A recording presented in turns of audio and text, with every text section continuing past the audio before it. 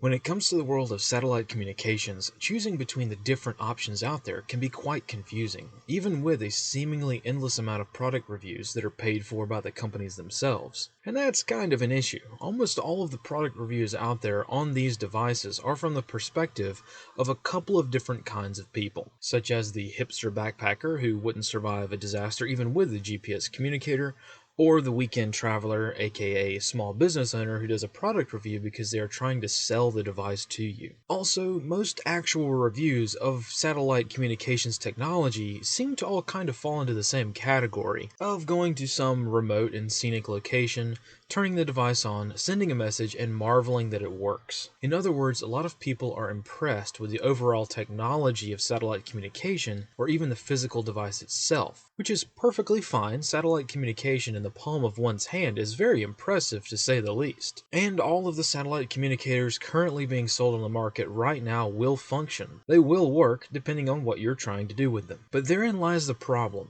trying to match a technology to a capability and not the other way around.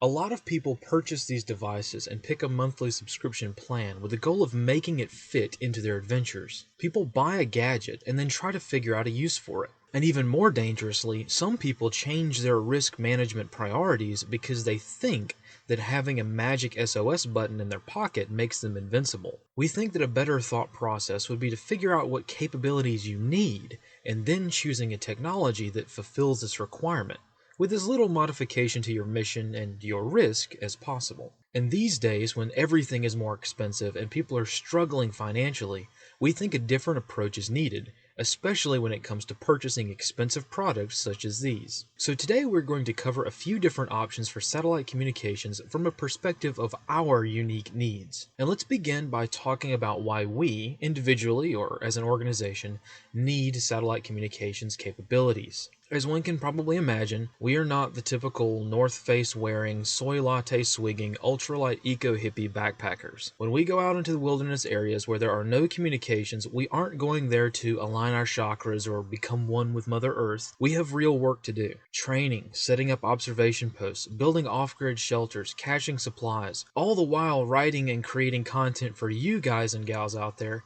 and in addition to making sure that things are okay back on the home front where civil unrest has become a part of our daily lives. So we need a communications plan that will function all of the time. If we cannot get a message back home within a pre-established communications window, we don't sit back and say, oh well, that gives us more time to unplug, unwind, and enjoy nature. Nope, we stop what we're doing and we work our way down the plan to make these communications happen.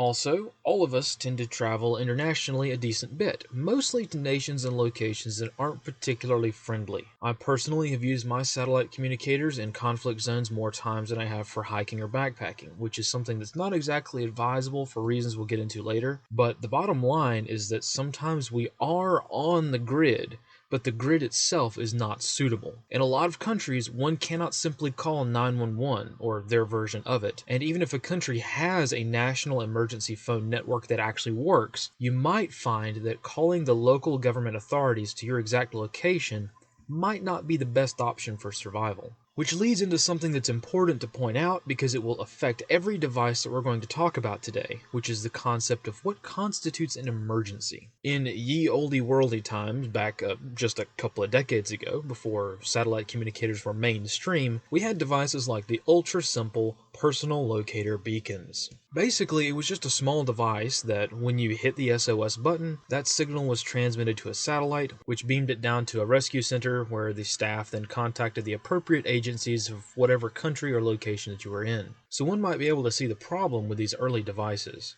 They are purely binary. Either you are having a great time and everything is perfect, or it's a life or death emergency that will require the military, police, fire departments, Coast Guard, and everyone else to come get you. Well, sometimes we face issues that are not life and death, but they could be if left unaided for too long. So for us, this is a huge criteria, being able to send messages requesting help, but not necessarily pulling out all the stops and calling in the cavalry. And finally, the last consideration, and one of the major reasons that we tend to use satellite communicators in on-grid locations, is privacy. All modern smartphones are built from the ground up for very specific purposes. The same devices that were created to connect people in ways never done before are now essentially mini surveillance devices in your pocket. The primary function of most smartphones has become to spy on you. Ounce for ounce, gram for gram, smartphones are the most sensor-dense intelligence collection platforms on or off the Earth. And this isn't just something to be concerned about when it comes to general privacy either. These days, merely having a smartphone presents a clear and present danger to the average citizen. Remember, people have been arrested solely because their cell phones pinged them being in the general vicinity of a significant event. I don't know about you, but I would hate to have been just a dude walking his dog past the US Capitol building on January 6th, wondering what the hubbub was all about. Because if I had done that, my smartphone would have dutifully reported back my entire existence to national intelligence agencies, and I would have been a part of several investigations. Now, it is true that satellite communicators are not secure either. National intelligence agencies can break and crack pretty much anything that has a battery. However, when it comes to tracking satellite communications, we're talking an entirely different set of sensors. It would take a lot more than your local police department with a Stingray device to even know that your satellite communication took place. Actually, we're not aware of any local or state police agency that can actually intercept satellite communications at all. Only the highest levels of nation-state level intelligence agencies can intercept these communications. But even then, the crowd of people that can do this stuff within those agencies is very, very small. Think about it this way. What would you rather use to communicate with? A device that is being used by literally everyone from Walmart and Google to every single law enforcement agency in the United States to spy on you, or a device which is still being used to spy on you, but only a couple of national level intelligence agencies possess the means to do so. Point is, the likelihood of incidental and accidental collection in the average American city is much, much lower with satellite devices. Obviously, if you don't want to be spied on by the NSA, FBI, or CIA, then don't use any device that has a single line of code or takes a battery. That's the general rule of thumb that we analysts live by anyway. Nothing digital is secure. Not even your alarm clock or electric toothbrush. But when it comes to everyday life in a world of mass surveillance, I myself feel a lot more comfortable walking around with my satellite communicator out, listening for messages from my family and friends, while my smartphone lives inside its Faraday bag, only coming out if I get a message on my satellite communicator that requires better communications. So for me personally, and for most of our staff here, satellite communicators are not just a tool for the backcountry, but an everyday tool for reducing digital signatures in urban environments and having a bit more privacy in a mass surveillance state. Obviously, as satellite communication devices become more and more mainstream, the levels at which satellite communications are spied on will become more and more localized. But for now, this seems to be a pretty good option for at least limiting the total number of agencies that can spy on you. So for people who have our specific needs, which is increasingly including the average person living in the United States, there are a few different options for satellite communicators. So let's work our way down the list and talk about some of the considerations for each style of device. And to begin with, we will be getting the elephant in the room out of the way, the satellite phone. Sat phones are the ultimate cream of the crop when it comes to off-grid communications. There is currently no technological device that tops the sat phone when it comes to capabilities. And here's why. Sat phones don't just make phone calls.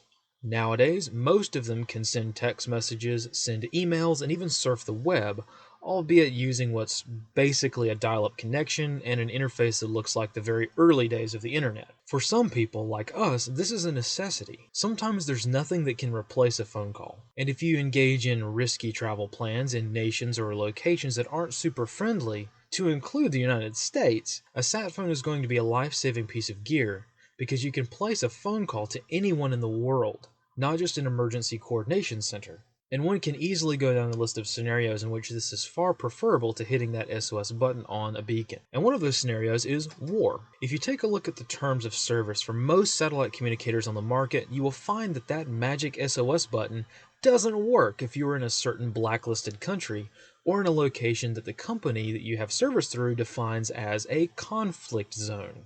Technically, the SOS button does work, and you will be able to use it to talk to whatever emergency recovery center you pay for. Usually it will be the IERCC, but in any case, you can contact them with the SOS button if you are located in, say, Syria or Iraq, but they are under no contractual obligation to come get you. Your policy is null and void if you are expecting rescue services in these locations, which kind of makes sense seeing that they are purely a civilian peacetime recovery agency, and even then they just contract out the actual rescue to local authorities in your area. That's not to say that the IERCC specifically will leave you out to dry. They will do what they can to help, but in these unique, non-standard situations, there might not be much they can do other than calling the local US Embassy and handing things off to them. Better than nothing, but the way things are diplomatically these days, good luck. But with a sat phone, you can actually call a physical person without going through the emergency center, and without potentially contracting a several $1,000 rescue bill when all you needed was a tow truck or directions to the nearest urgent care. There are also a lot of situations in which a sat phone is more of a lifesaver than a device with an SOS beacon. When a person hits that SOS button, help is not instant. It takes several hours or even days away from you depending on where you are. But a sat phone could be used to make a quick phone call to an entity that can help you much more quickly. For instance, let's take the lost hiker scenario. If a person is hiking in the backcountry and gets a bit turned around, they can hit that SOS button and help will be on the way. It will take a while and will probably end up costing a lot of money for the rescue, but it will work. However, if that same person had a sat phone, they could call the park ranger office and talk to a ranger in seconds to let them know that they are lost. And since all sat phones also give you your GPS coordinates, you could easily tell the park rangers exactly where you are, and they can hop in a truck or a gator and come get you. This could be very handy for medical issues. If you get bit by a venomous snake, for instance, you might not have time to wait the several hours it's going to take to come get you if you hit the SOS button. Also, what if you are not the one in need of emergency services? All of us here have at some point come across a stranded hiker or somebody in need of help at some point or another. So it would be great to have a phone that can be used to call for help, or a tow truck, or even to hand off to a stranded hiker so they can call home and let their friends and family know that they are safe. Also, when it comes to the SOS button on your own device, some companies are really good about not billing you for a rescue if you hit your button on your device in order to rescue someone else. But this is kind of a legal gray area, and why I absolutely would hit my SOS button to save someone else I might come across, I would much rather use a sat phone and spend a couple of bucks on a phone call and avoid that potential issue that is often forgotten about when it comes to wilderness rescue. Who gets to pay the bill?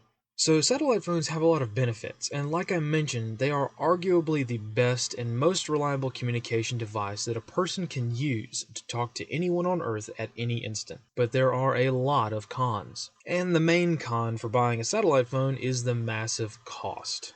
Sat phones are expensive. Most sat phones are well over $1,000, and that price doesn't include this year's shiny new model. No, most phones on the market right now are designs that are decades old. Also, most sat phones make old school Nokias look like iPhones when it comes to the on-screen options and overall layout of the device. So it's pretty depressing to buy a brand new sat phone that costs thousands of dollars, only to get a giant brick that looks like they made one design back in the 1980s and just stuck with it. And on top of that, the monthly fees are excruciatingly expensive as well. For instance, I personally pay about $60 for my monthly satellite phone plan, which includes a US phone number for free, which is pretty important, and for that price I get about 60 minutes of prepaid talk time. That's right, 60 minutes for the whole month. Of course, I can go over this limit for a rate of about $1.25 a minute, but considering that most normal cell phone plans are for unlimited data, calls, and text messages, the off-world option of satellite communication costs a lot more by comparison. But also by comparison, it is impossible to calculate the real value that a satellite phone can have. We know how much it costs.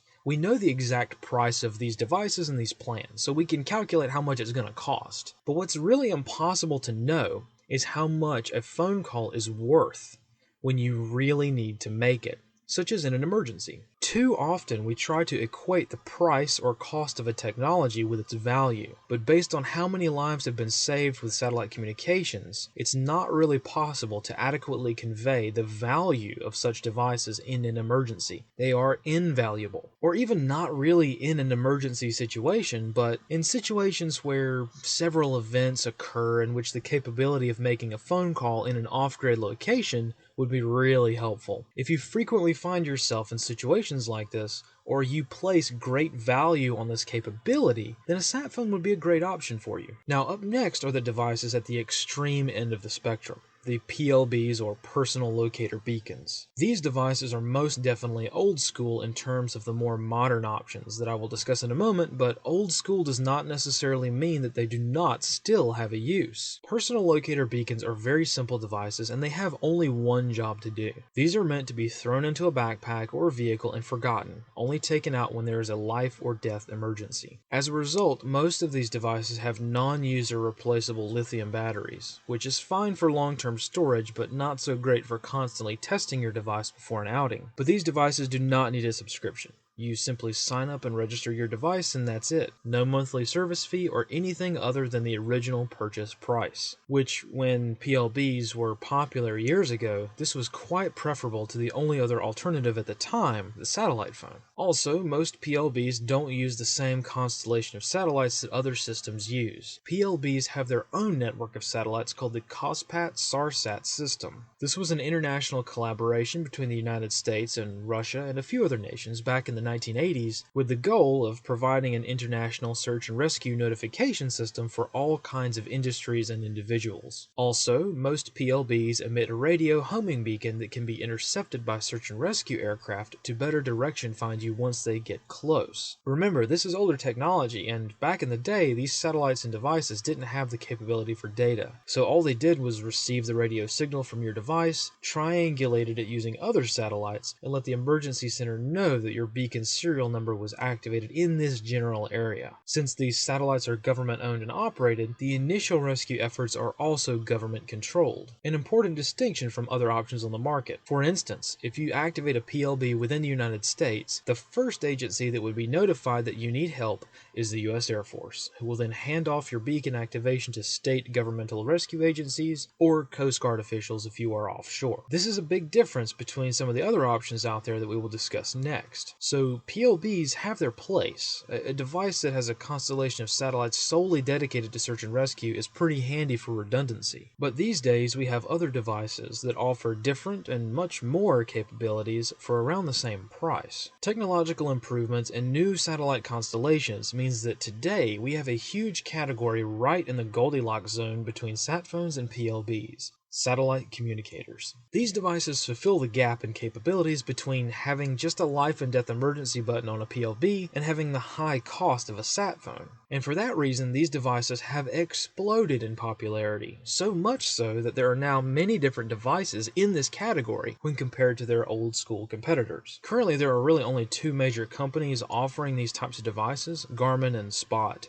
which both offer totally different devices, an array of devices, all of which offer different capabilities, so much so that each one of these devices deserves its own video, but for now we're sticking with the theme of matching capabilities to a technology. So at the bottom end of the satellite communicator range are the one-way only communicators. These devices are most closely recognized under the Spot brand, as the Spot company got started with offering these types of devices. Usually quite small, the old school original Spot device hasn't really changed that much in terms of functionality over the years, which is perfectly fine considering its intended use. These devices are meant to be a simple, cheap solution to satellite communication in that they don't offer that much. They of course have the obligatory SOS button, which all satellite messengers have these days, but also a button that you can press to let people back home know where you're at and that everything is going okay, a little check-in button. The latest generations of Spot devices also have a very interesting feature of a help button, which Spot calls the SOV or Save Our Vehicle button. Think of this as a satellite-based roadside service and recovery button. If you break down beside the road and you don't have cell reception, you can push this button to summon help.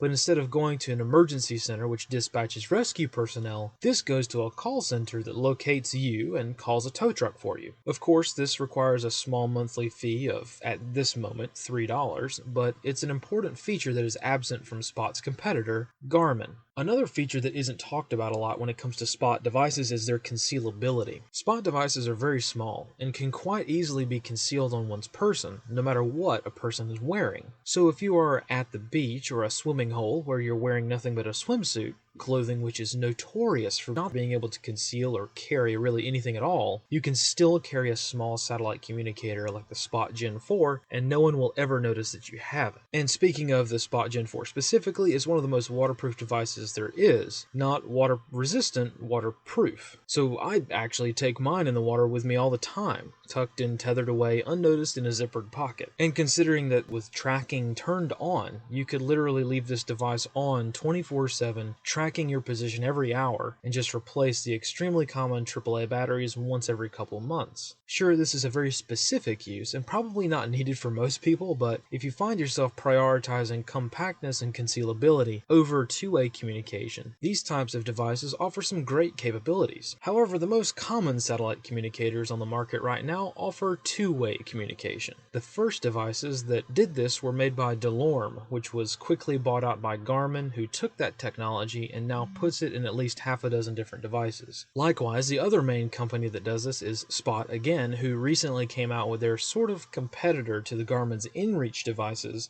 the Spot X. Now, inReach and Spot devices don't exactly replace PLBs. The result is the same. You can get rescued with both, but the chain of events that occurs in the emergency process is very different. What is unique is that these styles of devices allow two-way communication, which is great because it's vastly cheaper than a smartphone, but still has the capability of sending messages that are not of an emergency nature. And this is great because it's not just a cost-saving thing either. In the not-so-hypothetical scenario of getting stuck in a downtown area because you weren't able to get off work early enough to avoid a riot, and the cell phone network is either down or under extreme amounts of surveillance and not an option, I personally would feel just fine in most cases with pulling out my satellite messenger and sending off a quick message to the family letting them know what's going on. That is an excellent use for these kinds of satellite messengers that is not being talked about at all in the backpacking world, because the market for these kinds of satellite messengers is, again, targeting the group of people that, based on their beliefs, is actually more likely to start a riot rather than try to save someone from a riot. I, of course, don't intend to paint everyone with a broad brush, but let's be honest, the overwhelming majority of backpacking and outdoor companies are absolutely marketing to people who tend to have a particular political ideology. So, people, everyday citizens that have particular needs can absolutely use these technologies in today's crazy world. If you were to tell me that I could purchase a device for a quarter of the cost of a modern smartphone that can't be intercepted or even jammed by my local police department, which has no less than 3 Stingray devices permanently being used in my location,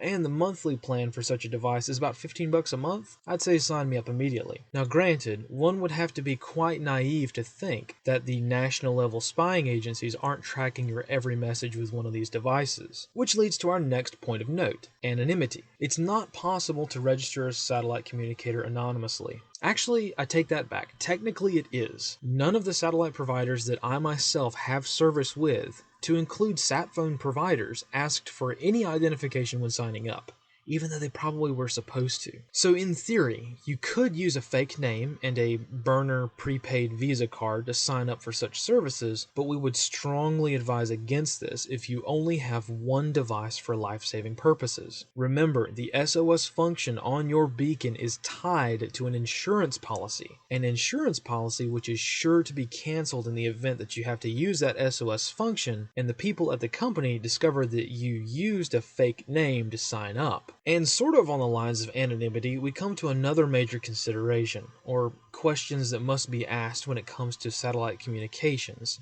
is whether or not these devices will even actually be allowed to work in a total or near total societal collapse. Well, pushing past the gaping chasm of unknowns regarding such an event, one little tidbit of information is of note in the case of such an event. And that is the nature of the first strike attacks and denial of services that will occur should a global war or total societal collapse situation happen. Remember, the US military restricted normal GPS receivers' abilities to actually have the most accurate positioning data for decades, fearing that terrorists, or more accurately, foreign governments, would be able to go to Walmart and buy a Garmin off the shelf and put that GPS chip in a missile. Not bad logic on the surface, but considering that Russia also built a GPS satellite constellation, and the fact that this wasn't ever really a genuine threat because anyone who was able to build a GPS-guided missile certainly had enough outside help to get whatever equipment they needed, the Pentagon quietly did away with this policy a few years ago.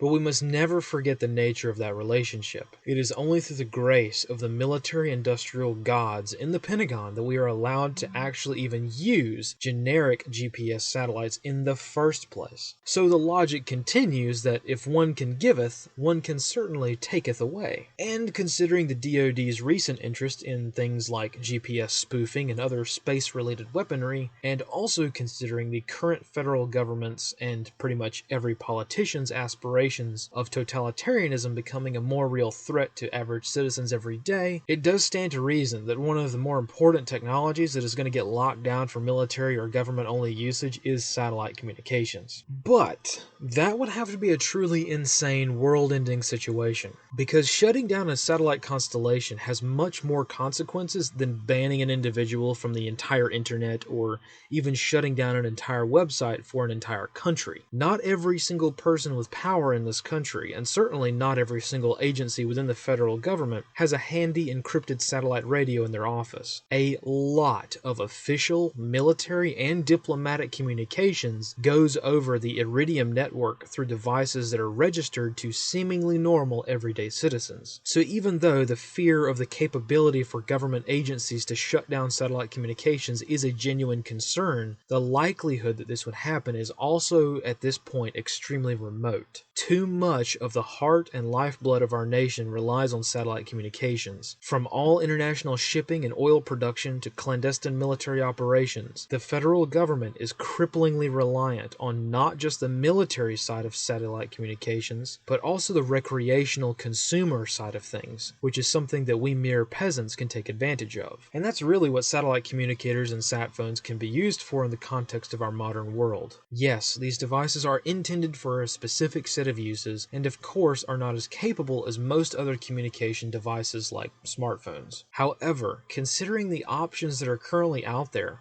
and considering the comparatively cheap costs of these devices and plans when compared to the capabilities that they provide, the field of satellite communications is something that, in our opinion, is a relatively untapped resource for citizens who are beginning to realize that having their entire lives on a smartphone is perhaps not a great idea. I personally use my satellite communication devices every single day for most communications. Of course, I would not expect everyone to rush out and do the exact same thing, but I also think that sharing my and our collective experiences when it comes to alternative communications has value. And with more and more satellite constellations getting put into orbit, the future of satellite communications is much, much brighter than it was when the technology was first developed. Again, this of course means that as these things get more popular, things like mass surveillance and privacy will become more of a concern with everyday satellite communications. But for right now, we live in that perfect Goldilocks zone, in which the devices and technology is reliable enough to fit into one's daily communications needs, but also not popular enough to warrant your local health department from using it to spy on you. So while we're in this sweet spot for however long it lasts, satellite communications are a great way to be more prepared, a little more private, and have capabilities when others around you do not. So if this is something you're interested in, stay tuned for our future videos on the subject. We will definitely be diving deeper into the world of communications as we move forward. And if you haven't already done so, check out our previous videos on various communications topics, which are arranged nicely in playlists on our YouTube channel. And thank you again to all of our supporters who make content like this possible. Until next time, fight in the shade.